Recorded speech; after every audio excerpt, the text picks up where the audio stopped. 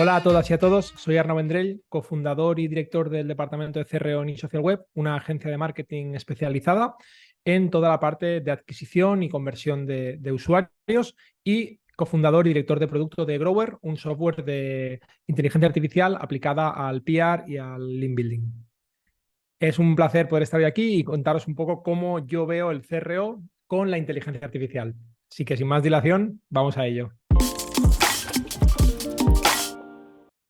Lo primero de todo, antes de empezar hablando de la inteligencia artificial y del CRO, me gustaría empezar poniendo en situación la inteligencia artificial. Lo primero de todo es entender el siguiente diagrama de flujo a la hora de tomar una decisión de si usar o no la inteligencia artificial. La primera pregunta que debemos de hacernos es, ¿importa si la respuesta es verdadera? La inteligencia artificial tiene un problema, que es que alucina, es decir, da respuestas que parecen verosímiles pero no lo son. Con lo cual, la primera pregunta es, ¿me importa la velocidad de la respuesta? Si es que no, seguro que no hay problema en usar la inteligencia artificial. Si es que sí, entramos en un siguiente plano, y es, ¿tengo experiencia para verificar los resultados? ¿Tengo experiencia para verificar que es preciso? Si no, no es seguro usar la inteligencia artificial. Si es que sí, entro en el tercer nivel de la pregunta, y es, oye, ¿estás dispuesto a asumir el riesgo de la inexactitud? Porque al final ChatGPT decían que tiene una accuracy, o sea, una capacidad de ser exacto, obviamente en el contexto para el que está hecho, del 95%. Con lo cual, si aún así es que sí, úsalo, pero sabiendo y verificando el resultado.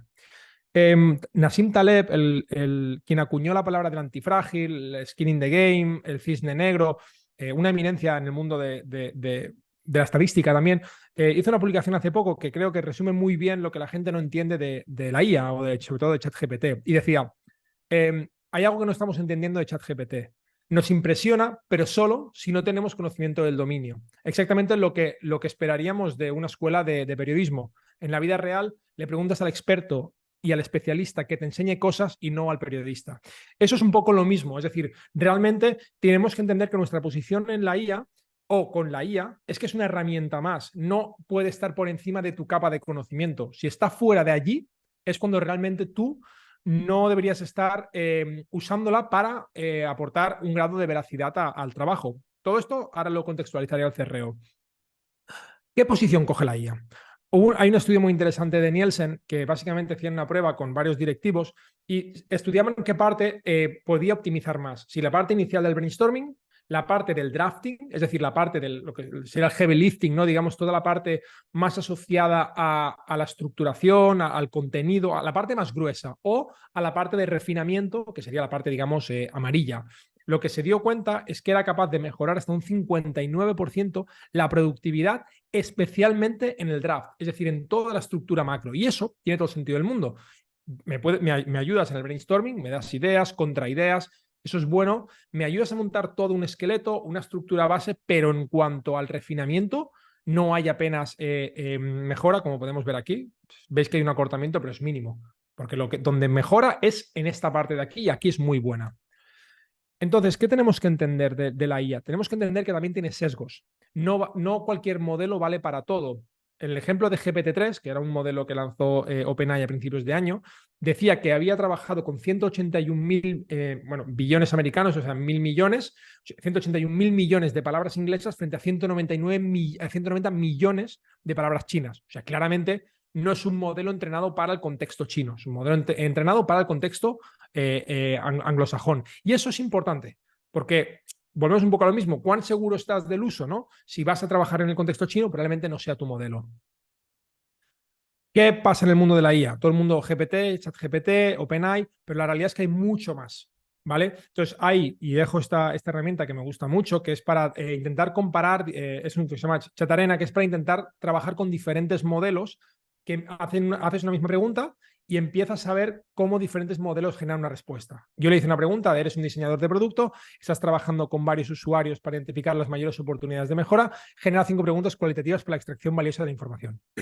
Uno me respondió, ¿qué es lo que te impulsa a buscar información nueva? ¿Qué tipo de información estás buscando? ¿Cuál es el propósito? ¿Qué impulsa la información nueva? ¿Qué estás buscando en concreto? Eso fue el modelo RWK V4 Raven 14B frente al Wizard LM13B que decía, claro que sí, aquí te presento 5 preguntas, bla, bla, bla, bla, bla. ¿En qué sentido siente usted que se vuelve frustrado o desilusionado con el producto? ¿Cuáles son los problemas que encuentra al utilizarlo? Otra pregunta, ¿cuál es la funcionalidad del producto que más le gusta o que considera más útil? Mismos, o sea, diferentes modelos, mismo prompt. Con lo cual, ya vemos que hay una diferencia sustancial. Y aquí no estoy usando ni OpenAI. Estoy usando dos modelos diferentes, en este caso, dos modelos open source, y ya veis la diferencia que es sustancial. Con lo cual, CRO, IA, otra de las preguntas fundamentales es qué modelo voy a emplear para trabajar. Entonces, ese era contexto, es un contexto que me sentía en la obligación de hacer porque se entendiera que el mundo de la IA no es OpenAI y porque entendiéramos que OpenAI no es la salvaguarda o lo que me va a salvar de mi desconocimiento. Es quien me va a empoderar junto a muchas otras herramientas. Entonces, ¿cómo yo o en eSocial Web lo aplicamos en los datos? Un caso de uso que estuvimos trabajando, teníamos un e-commerce, era muy pequeñito, pero queríamos hacer un lanzamiento rápido.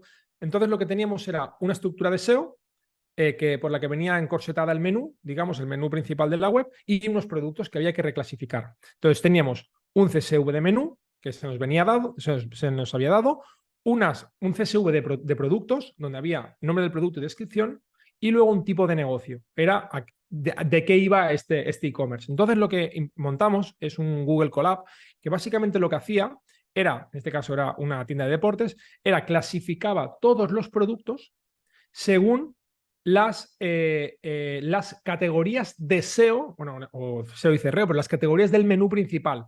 Claro, esto es tremendo porque lo que implica es que una New Balance 327 unisex, zapatillas estilo no sé qué, ya automáticamente me los clasifica como zapatillas deportivas. Es brutal, no como zapatillas. Y todos sabemos que son zapatillas, pero estas son deportivas, estas son zapatillas Atlas, estas son zapatillas con cordones. O sea, me estaba dando una clasificación que me costó montarla literalmente 30 minutos y me clasificó 800 productos por menos de 5 euros en cuanto a consumo de API. Esto es fascinante porque al final lo que está pasando es que yo dije 800, pero podía haberlo ampliado a 1000, a 5000, a 90.000. Y obviamente, si nos acordamos del principio de la conversación, sí hubo un refinamiento final o una revisión de que estuvieran bien. Pero una cosa es revisar y la otra cosa es hacer la clasificación de base.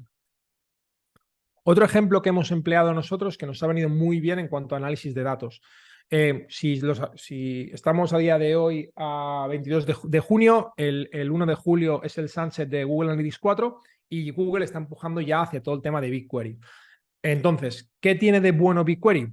Tienes las consultas montadas, pero además puedes exportarlo a un Google Colab, ¿no? Al notebook de Colab. Entonces, lo que hacíamos en este código era básicamente analizar cuáles eran las páginas con mayores salidas dentro de la web de eSocial Web.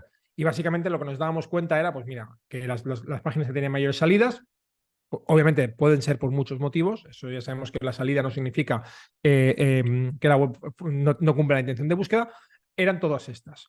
Entonces, lo que sucedió fue que al montarlo con un Colab, lo subimos a un Colab que ya nos monta directamente la consulta de BigQuery, o sea, toda esta parte ya viene montada, y lo que hicimos nosotros fue simplemente añadirle una parte al final donde conectándonos con OpenAI y con la API de GPT 3.5 Turbo le decíamos, vale, ahora de esos datos necesito que me generes una estructura de un análisis de esos datos. Y le decíamos, eres un analista de datos, ahora veremos que darle contexto es una parte importante para que se ponga un poco en un mood, ¿vale? Eres un analista de datos, te has descargado los datos de una web en los que se muestra la pérdida de los usuarios por URL, es decir, las URLs por las cuales el usuario se ha ido. Analiza estos datos e indica qué acciones y en qué URLs actuarías para mejorar la experiencia del usuario. Respuesta. Para mejorar la experiencia del usuario, actuaría sobre las URLs con mayor porcentaje de pérdida de usuarios. Son estas, pam, pam, pam, pam, pam. Me dijo las que consideraba según, entiendo en este caso, pues que uso alguna lógica tipo Pareto. Y me dijo, lo que haría sería realizar las evaluaciones de usabilidad en la página, cómo está construida la página, conseguir reestructurar la información de la misma para conseguir que la información sea más clara, añadir contenido informativo a las páginas al fin de la ayuda, medir contenido visual, modificar la navegación. O sea, volvemos un poco a lo mismo, está dando ideas. Si nos acordamos de esos 3 pasos, brainstorming, drafting y editing, aquí lo que yo consigo es que una persona, si yo soy el experto, vea que eso es válido, obviamente no es solución para mejorar, pero es una estructuración de ideas que yo o le puedo pasar a mi equipo, le diría, oye, mira, yo me miraría esto, de estas URLs. O sea, ha hecho de mí. Y yo valido que lo que me está diciendo tiene sentido. Obviamente no está siendo fino, pero para el caso yo podría pasárselo a cualquier persona de mi equipo y decirle, oye, mírate esto con estas condiciones, a ver qué ves. Con lo cual, de nuevo, otra mejora automática, basada en código y realmente muy, muy interesante. Otro caso que me pareció interesante, y aquí sí he querido pegar he querido pegar el prompt que yo le pasé. ¿Vale? Como si lo veis que sigue. Creo que no se ve, vamos, ni me interesa que lo leáis en el sentido de que no hay aportación de valor para vosotros en cuanto a la lectura, pero sí que podéis ver que ahí puede haber perfectamente 70, 80 páginas, 80 líneas de información en mi prompt. ¿Para qué? Para que él me devolviera un código fino. Yo le dije, en este caso para app scripting, que quería hacer unas mejoras para un caso de Grower, le dije, mira, quiero que hagas exactamente esto. Es decir, dado un listado de medios, quiero que primero me los limpies. Limpiar significa que me quiten las extensiones, que me quiten las 3W, que me revises si están duplicados. A continuación, quiero que hagas esto. O sea, es un sistema pormenorizado de todo lo que yo quería para que el código fuera fino. Si yo le digo, dame un código que haga, en este caso era que me analice por API, en la API de Grower, si un medio está disponible o no, lo que me va a devolver es un código que no funciona en el 90 y mucho por ciento de los casos. Yo tengo que ser muy conciso en lo que quiero. Y el resultado del código que me dijo fue el siguiente. Se abre aquí, me abre el comando, en este caso eran unos medios, y básicamente está pensando y me devuelve todos los resultados. Me la ha cortado al final, pero básicamente esto es lo que hacía. El código lo podéis ver aquí. Básicamente este fue el código que me entregó. Y hacía exactamente eso. Con lo cual, una mejora muy útil en cuanto al uso de GPT para aplicar código, pero un código que yo era capaz de entender. En cuanto a la IA para las tareas, ¿qué me parece? Primero de todo, ¿qué me parece interesante? Un disclaimer que creo que pasa mucho bajo radar, pero que es importante. Cuando no usas la API, en este caso de OpenAI, usamos tus datos para mejorar nuestros modelos. ¿Qué significa eso? No pongáis en el chat .openai.com o cuando seáis DALI o en el Playground, no pongáis datos sensibles. Lo securizáis, le ponéis un nombre, aquí va mi API o aquí va mi código, pero no pongáis eso. Cuando lo usáis por API, claramente dicen que no lo usan para entrenar los modelos. Con lo cual, simplemente tenedlo presente. Ay, a la hora de hacer prompts, hay una cosa en las tareas que creo que es importante y es que importa mucho que nosotros le demos el prompt, tiene mucha importancia. Y cuando digo importancia no es a la tarea pormenorizada, sino realmente a incluirle detalles como, imagina que eres un experto en la optimización de la conversión. Piensa despacio. O sea, hay que forzarle a que la persona, o sea, a que la inteligencia artificial entienda lo que debe hacer. Detalla cada paso con tu razonamiento. Contraargumenta tu propia idea. Todo esto ayuda a forzar que la inteligencia sea más precisa. Os pongo un ejemplo. Esta imagen fue, en el caso de Midjourney, ¿vale? Yo le pedí, imagínate un pensador, ¿vale? Se ve, pues él me dio un mono pensando, pero si os fijáis, con una pierna, ¿vale? Veis que no se ve la segunda pierna. Los dedos están totalmente desproporcionados, son dedos de pie, o sea, son dedos de mano, disculpa, en este mono.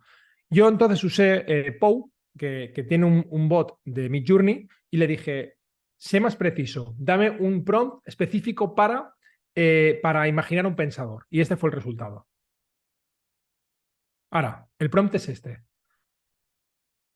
Imagínate un pensador en una foto a color. El hombre está sentado pensando, sentado en un banco, sentado en una banca, en un parque, rodeado de árboles y una poza serena. La atmósfera es calmada y tranquila, con un toque de melancolía en el aire. La cámara que se ha usado es una Vintage Pentax K1000, cargada con Fujifilm Pro 400H a 50 milímetros de lente. El fotógrafo usa una técnica de doble exposición y una velocidad de obturación lenta que crea un efecto de ensoñación. La foto está inspirada en los trabajos de David Lynch, Terrence Malick y Anton Corbin y Tim Walker. O sea, la diferencia es abismal. Entonces, eso es una diferencia en un prompt. ¿Cómo nosotros lo hemos usado en otros proyectos que tenemos? Básicamente lo que hacemos es, en este caso, usamos Whisper y GPT-3 Turbo 5 para mejorar todo lo que serían los procesos internos. Entonces, Whisper es una API que nos sirve para pasar de audio a texto. Y luego, disculpad, y luego trabajamos con texto de análisis para analizar, lo que queríamos analizar en este caso es que no hubiera fallos de calidad en cuanto al servicio de telefonía que ofrecía una empresa de la que tenemos participación. Básicamente montamos un collab que nos ayudó en este caso a montarlo Google, o sea, digo Google OpenAI, y le hicimos un prompt que digo, no voy a leer literal porque es muy largo, pero eres la directora de un call center, velar por los usuarios es tu mayor prioridad, de modo que revisas el contenido de las llamadas en busca de posibles riesgos, recibes la siguiente transcripción y estás buscando que la recepcionista no ofrezca trabajos por fuera, que no se dé ningún teléfono y adicionalmente me gustaría saber si encuentras algo que mejorar. Si no lo tienes claro, mejor responde que está bien como está. Analiza el siguiente texto y si encuentras algún riesgo, indícalo. Ese es el prompt. Respuesta, en este caso, se sube un zip, eso empieza a devolver todos los resultados y la respuesta por cada zip es en la transcripción no se encuentra ninguna frase que ofrezca trabajos por fuera y tampoco se dieron detalles de contacto. Sin embargo, la recepcionista menciona el nombre completo de una persona que no es de la propia llamada sin su consentimiento, lo cual podría violar alguna ley de privacidad. Súper interesante. O sea, de repente ya tenemos a una persona que está 24/7 analizando todas las llamadas que están sucediendo y el coste es, fijaros, 0,006 euros por minuto y luego 0,0005 por 1000 tokens. 1000 tokens son aproximadamente unas 75 palabras. ¿Vale? Con lo cual, ya tienes a una persona activa y tú solo tienes que modificar y obviamente depurar el prompt aquí para que realmente ese agente sea óptimo. Otras formas en las que se usa o las que lo usamos nosotros para todo el tema de recaps de llamadas. Es decir, realmente esto en este caso usamos la herramienta de Tactic, que lo que hace es cuando tú empiezas una llamada, empieza a escuchar y te da análisis de intervención. En este caso, soy el que menos habla. No va a ser en esta charla, pero en general aquí ya ves que mi participación es la menor y te hace una descripción pormenorizada de todo. ¿Dónde también lo podemos encontrar esta misma funcionalidad? En Microsoft Teams, que ya lo están empezando a implementar, el hecho de tener la opción de recap. ¿Vale? No estoy haciendo propaganda de nadie, que quede claro, pero es una funcionalidad que con el tiempo cada vez va a cobrar más sentido, porque muchas veces no se trata de usarlo para todas las reuniones, pero sí poder acceder a esa información cuando la necesitamos. A la hora de analizar contenidos, obviamente la IA y la IA de Transformers en cuanto a texto también tiene un peso de uso importante. Entonces, yo hago un análisis de separación que considero importante, que es el número de tokens. Porque el número de tokens, que básicamente lo que os decía, aquí esta información se extrajo de OpenAI, básicamente tienes 100 tokens, son aproximadamente unas 75 palabras. Si te pasas, lo que pasa es que muchas veces recorta la información. Es como si no existiera, no la leyera. Entonces, es importante que nosotros tengamos en cuenta, en este caso, porque esto hubo una actualización esta semana pasada de GPT-4, y el número de tokens si es mayor o menor a 16.000. Si es mayor a 16.000, no hay problema, o sea, no hay problema en usar GPT-4, con lo cual bien, porque a día de hoy es el más avanzado de todos los modelos de lenguaje de inteligencia artificial. Y si es mayor, podemos usar Cloud 100.000. ¿Dónde lo podemos usar? Porque también para usarlo con Cloud es bastante lío. Tenemos POW.com, que nos permite usar varios y es bastante interesante. Este es un plugin que ha hecho Víctor Moyá, un amigo, que básicamente, solo para que veáis casos de uso donde se puede analizar el contenido, es una extensión de Chrome, donde cuando tú entras en la página ya te abre el chat y te lo analiza enteramente. Te dice, hey, ¿en qué puedo ayudarte? Resume este contenido en 3 bullet points, explica este contenido por si tuviera como si tuviese 10 años o genera un detallado resumen. Muy útil, ¿para qué? Pues básicamente para ir al vuelo y decirle, vale, aquí tienes los 3 bullets. Y yo hacerle preguntas, oye, ¿qué debería de saber para implementarlo en mi agenda de servicios de marketing digital? Si estás interesado en implementar el uso del bottom sheets en tus proyectos de marketing, haz lo siguiente. Pam, pam, pam. Resúmemelo en un formato tweet. Aquí lo tengo. ¿Vale? Es decir, el contenido de repente ya es accesible vía IA. Pero volvemos a lo mismo. No perdamos de vista la parte primera de toda. ¿Qué papel juega la IA en todo esto? Yo no voy a leer el artículo, no voy a validar si lo que me dice está bien o mal, me lo voy a creer. Es una parte importante. Otra herramienta que me gusta mucho es Umata.ai, que sirve para analizar PDFs. muy útil y muy rápido. En este caso, yo le subí un paper de un tema de opinionidad o sea, de la última ley o el último borrador del tema de la ley de protección del tema de inteligencia artificial por el ENISA de la Unión Europea y le pregunté, ¿hay alguna propuesta sobre la protección de datos para los usuarios? Lo leyó todo, creo que eran 15 páginas y me respondió, sí. En el contexto hay varias propuestas sobre la protección de datos para los usuarios. Una propuesta es que los desarrolladores deberían usar sistemas de accountables, es decir, de información, para que la gente pudiera ejercer sus derechos. Lo puedes ver en página 2, 3, 4 y 5. ¿Vale? De repente los PDFs ya son sistemas de bidireccionales. Yo pregunto, obtengo respuesta. ¿Vale? Con lo cual, otra herramienta muy útil para analizar contenidos. Y ahora un poco como empezaba la charla, algunos ejemplos de conversión, aunque como yo percibo la conversión, para mí la conversión es obviamente eficientar procesos, es mejorar la capacidad de conversión en el concepto más puro de un alineamiento al usuario que permita que alguien haga más de lo que yo quiero alineándome con él, ¿no? Y lo que haría referencia a todo el tema de tareas, que es un poco lo que acabamos de ver. Entonces, perdón por toda la chapa textual, estoy intentando ser lo más claro posible en cuanto a los prompts porque creo que afecta mucho al resultado. Entonces, en este caso es un escenario de test de usuarios. Si hacemos CRO y hacemos test de usuarios, una de las partes a la hora de generar un test que yo creo que a veces pierde más, o es más, no es más difícil, pero sí es parte que es muy fácil de hacer y que da pereza para alguien que está acostumbrado a hacer muchas, es el marco de una tarea. Y me explico. En este caso es un test de usuario en el que yo le digo, eres un experto en la optimización de la conversión y el desarrollo de producto. Te encuentras realizando un test de usuario. La finalidad de este test es poder descubrir todas las oportunidades a nivel de producto, además de los posibles miedos, incertidumbres y dudas que tenga el usuario. Para ello te voy a dar la siguiente información. El proyecto es este. Te gustaría que el usuario intentara realizar las siguientes 3 tareas. Se las pondría. Y necesitaría que me ayudaras a dar contexto a este usuario. Es decir, crear un personaje ficticio, un contexto temporal y necesidades específicas para el usuario. Te agradecería que no escatimaras en los detalles para intentar que el usuario se pueda imaginar esa situación. Respuesta. Eres Ana, una joven de 25 años que vive en Barcelona. Hoy es un día soleado a mediados de mayo y te encuentras con ganas de comenzar a correr como actividad para ponerte en forma. Recientemente has leído sobre la importancia de utilizar calzado deportivo adecuado para evitar lesiones y mejorar tu rendimiento. Además, te preocupa la sostenibilidad, importante detalle, porque luego esto en los test de usuarios, cuando le predices por la sostenibilidad, que es la realidad del ser humano, es cuando las webs empiezan a fallar, ¿no? En responder a todo eso. Entonces, sigo leyendo. Te preocupa la sostenibilidad y prefieres comprar productos de marcas comprometidas con el medio ambiente. Estás buscando una zapatilla para correr de talla 38 y no quieres gastar más de 100 euros. Una amiga te ha recomendado la web de Zalando.com. Aunque nunca la has utilizado antes, te gustaría navegar por la web y comprar unas zapatillas para correr. Bla, bla, bla, bla, bla. El test de usuario aquí, ¿qué tiene de importante? No vale decir ya encontré unas zapatillas para correr. No, no. Tienes tu persona que está siendo testada, bueno, que estás ayudándome a testar Zalando, tienes que buscarme una web, o sea, unas zapatillas por menos de 100 euros, con una talla 38, que sean para correr, que sean sostenibles con el medio ambiente, etcétera, etcétera. Es mayo, con lo cual que sean de verano.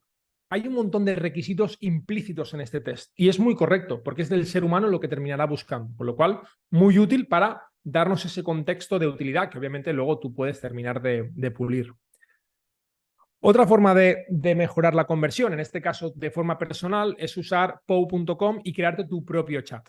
Es decir, tú le puedes dar un prompt de inicio, que ahora os lo enseño, y decirle, ¿quién eres? Soy un experto en marketing digital, con experiencia en SEO, análisis de datos y conversión. ¿En qué puedo ayudarte? ¿Conoces ISW? No le dije ni iSocial Web.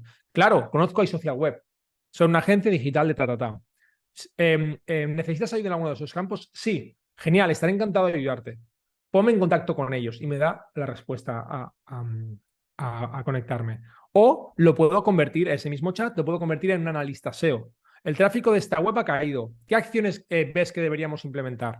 Antes de comenzar, me hace unas preguntas bien hechas. ¿Se trata de una caída repentina o gradual? ¿Ha habido algún cambio en la estrategia de SEO? ¿Se han realizado actualizaciones de contenido recientemente? Y yo le respondo, abrupta. Se ha perdido la primera posición que posicionaba la portada. Y aquí empieza a darme una respuesta. Oye, yo lo que haría sería realizar una investigación de palabras clave para identificar oportunidades de palabras clave y posibles gaps en la estrategia actual. Optimizar el contenido existente en la página asegurándonos de que esté optimizado para esta palabra clave. Crear un contenido nuevo y de alta calidad. Trabajar la optimización de la estructura y navegación del sitio web para mejorar la experiencia, realizar una estrategia de link building. Y si tienes más dudas, contacta con eSocial Web. O sea, ya hay de nuevo una parte inicial que es muy macro, pero que tiene su utilidad en cuanto a dar un pie de entrada. Y que yo en este caso lo uso para convertir, rematándome a, oye, si no te es suficiente, que realmente no lo es, contacta con eSocial Web. Aquí tenéis un poco lo que os decía del prompt. Podéis usarlo por API, con lo cual aún es más potente, pero con la propia interfaz ya tenéis la posibilidad de decirle un poco quién es. En este caso, finge que eres un experto. Más que finge, hubiera quedado mejor decir eres, simplemente, no sin fingir. Pero bueno, aquí tenéis un ejemplo de un inicio que yo le he dado de cómo has desarrollado una larga y exitosa carrera, quién es Arnau Vendrell, quién es Álvaro Peña, los socios de Social Web, bla, bla, bla, bla, bla. ¿Vale? Otra forma en la que hemos aplicado nosotros la IA en la conversión, y esto es también muy interesante. Hasta ahora veníamos, o lo que se ha hecho en líneas generales en el marketing, es trabajar en hacer personalización por grupos, ¿no? Es decir, oye, personas que les interesa esto, vamos a decirles este mensaje. Personas que les interesa esto otro, vamos a devolverles este otro mensaje. El cambio que estamos haciendo aquí es justamente otro. Según el comportamiento que encontramos nosotros, creamos una respuesta totalmente específica a esa persona. Hola, Alessandra, aquí Arnau, me he dado cuenta de esto, y me gustaría saber si estarías interesada en corregirlo así. Con lo cual, lo que estás consiguiendo ya no es personalización, sino que es hiperpersonalización. Su comportamiento, su persona, su situación y tu mensaje totalmente específico al caso. Con lo cual, otra forma muy interesante de trabajar con la IA. Otra de las opciones que nos permite la IA con el CRO y también es muy interesante es el análisis de opiniones. De nuevo, un prompt en el que nosotros le decimos que somos un experto en la experiencia de usuario y que le vamos a proporcionar un listado de prompts. Aquí lo que es interesante es que le decimos que los clasifique si es una mejora de producto o es debido al negocio. Digamos, quiero saber si realmente es una cosa del producto, es decir, que no es de mi negocio o es de mi negocio per se, y según la situación quiero que me lo crees en un formato que sea verbo más acción y una descripción de tarea que yo luego pueda importar. Al pasarle un listado, aquí lo vemos. De producto, problema de tallas. Muchos usuarios mencionan que las tallas no son más grandes de lo esperado. O ancho de zapato. Algunos clientes esperaban una mayor diferencia en el ancho de este modelo. Es decir, esto no es una cosa nuestra, es una cosa del fabricante. A nivel de negocio, problema con la caja original. Oye, problema con imágenes y descripciones. Un cliente señaló que el producto recibido no coincidía con la imagen mostrada. Hace la clasificación y genera los tickets. Verificar cajas de productos. Problema, cliente recibe el producto, propuesta de solución, asegurarse de que todos los productos se envíen tal. O sea, una estructuración muy potente en cuanto a opiniones de producto y de negocio. Si lo hacemos, en ese caso lo hemos hecho directamente en el chat de OpenAI, pero si lo hacemos con programación o en un Google Colab, tenemos toda esta funcionalidad que nos permite de forma avanzada hacer scrapping en toda nuestra web y hacerlo de forma mucho más eficiente por producto. Y aquí vemos pros, contras y podemos llegar a la misma información. Los mapas de calor, otra herramienta muy usada dentro del mundo del CRO, en el cual tenemos competidores como Hotjar o Lucky Orange. Ahora existe Microsoft Clarity, pero que integrado con IA te permite de forma gratuita, algo que me parece muy importante, generar un montón de funcionalidades de forma inteligente.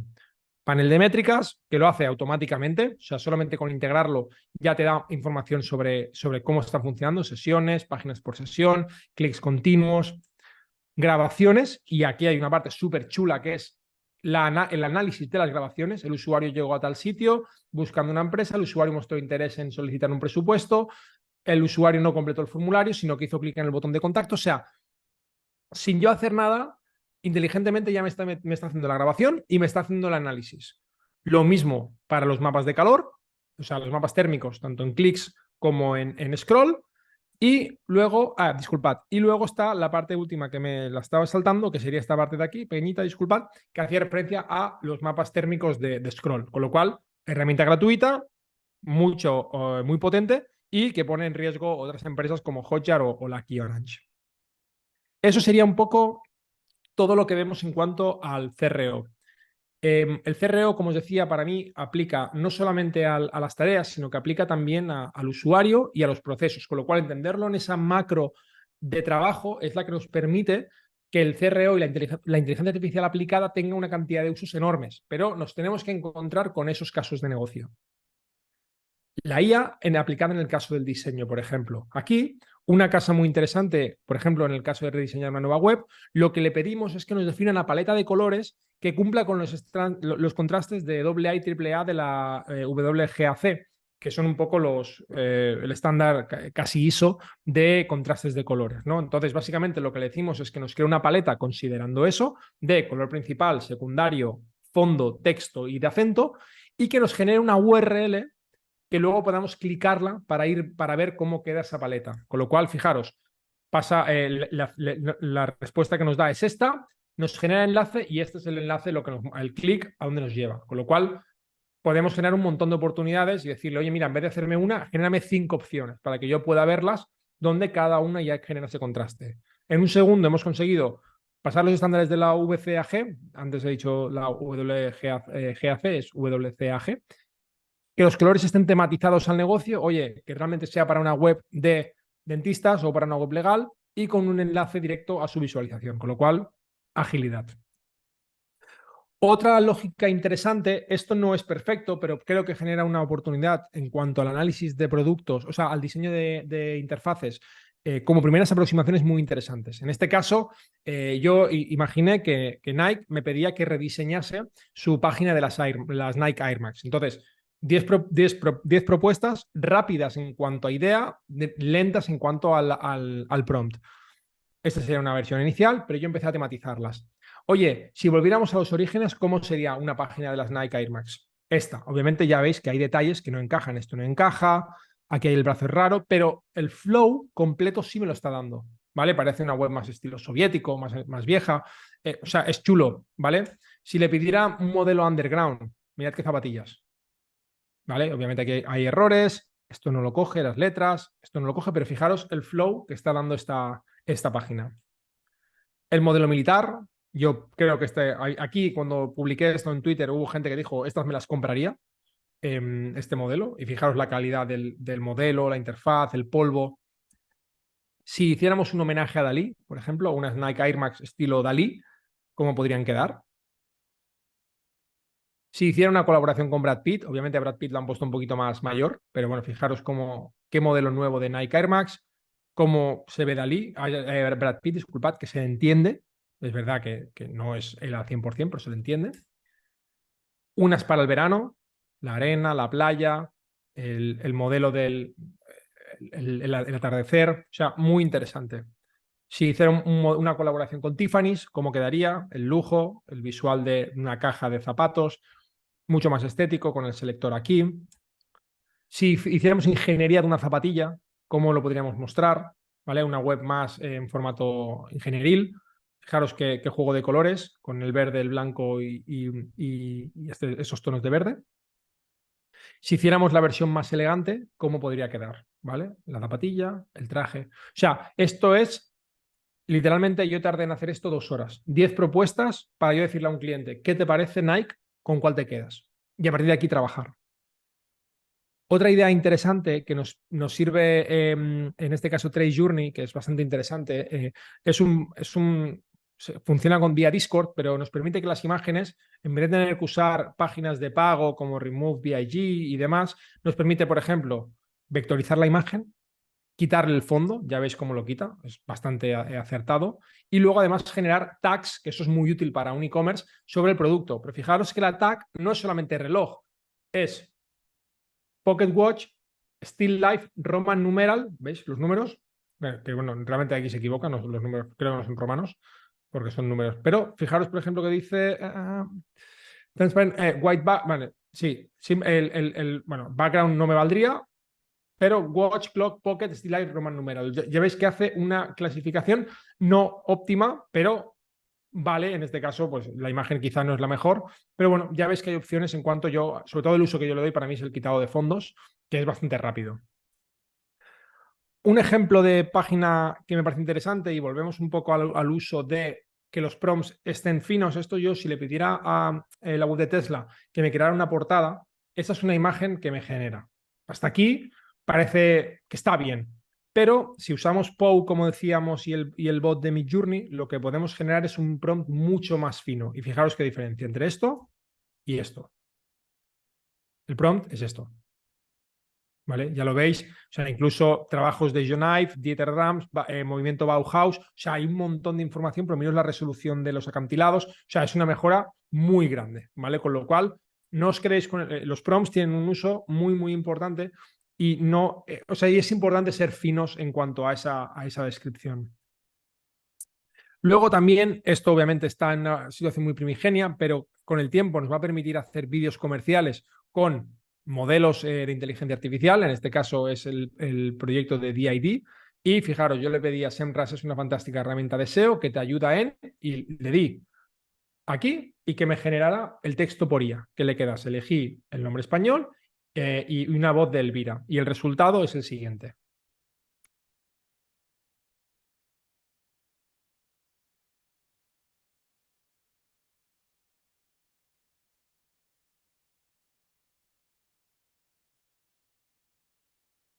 SEMrush es una fantástica herramienta de SEO que te ayuda en tu campaña de buscador y SEMrush te permite analizar tu estrategia de publicidad online, identificar objetivos, estrategias, metodologías y herramientas adecuadas para lograrlos.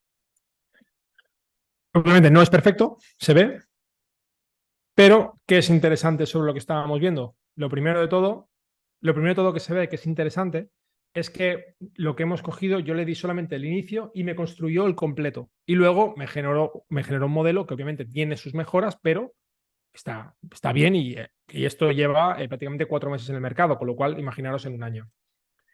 Hay otra forma muy interesante que es la confección de productos. Esto es una idea de una aplicación que se llama Fermat, en la que básicamente yo le pasé esto, ya me veis a mí prototipando, le dije, quiero diseñar una mochila amarilla con una textura de cuero, con fabricación tipo seda y estilo urbano. Y directamente me generó las siguientes aplicaciones, las siguientes propuestas. Esta, esta, esta. Y lo que estáis viendo es directamente a raíz de esto. O sea, 3 propuestas solo con ese texto y ese boceto cutre que he hecho. Con lo cual, otra herramienta muy potente para los diseñadores de productos, marcas propias como Desigual, Nude Project, que creo que pueden realmente generar mucho valor en cuanto a la confección de productos específicos. Y luego hay otra funcionalidad que me parece también muy interesante.